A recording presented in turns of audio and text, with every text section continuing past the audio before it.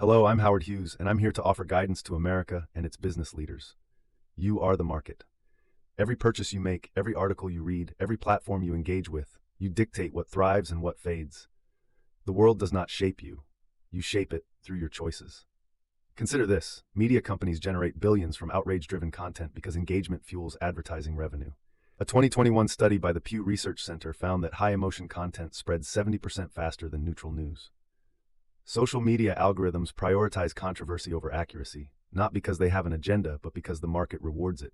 It is up to you to stop demanding bias, to stop rewarding outrage, and to start demanding the full picture. If consumers shift their habits, seeking truth over tribalism, depth over clickbait, and integrity over manipulation, the market will adapt. Businesses, media outlets, and tech giants follow the money. If misinformation is no longer profitable, it will vanish. The power has always been in your hands. What you consume determines what is created. Demand better, and the world will change accordingly.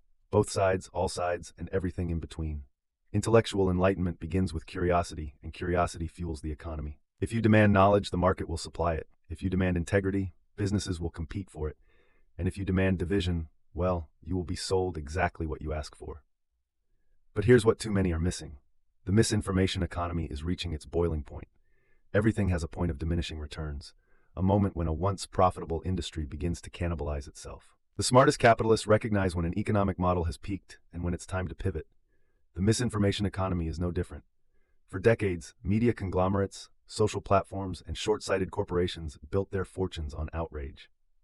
They turned division into a commodity and sold it at a premium. Fear became a business model. Outrage became an investment strategy. Misinformation was just another product on the shelf. But every unsustainable market collapses eventually.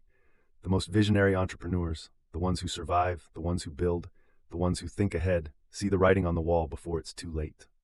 The collapse of the misinformation economy. The signs are already there. Outrage is no longer the moneymaker it once was. Audiences are becoming desensitized. The same tactics that once drove engagement are now losing their effectiveness. Advertisers are pulling back. Big brands don't want their money funding division, misinformation, and social decay. Regulation is tightening.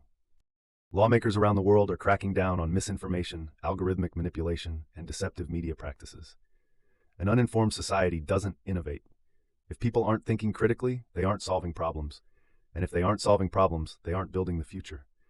The real threat to capitalism isn't regulation, it's stagnation. And a society trapped in misinformation is a society that stops moving forward.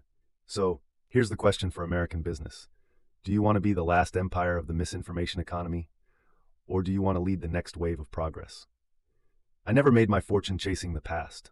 I built it by seeing the future before anyone else did. I didn't invest in reaction. I invested in innovation.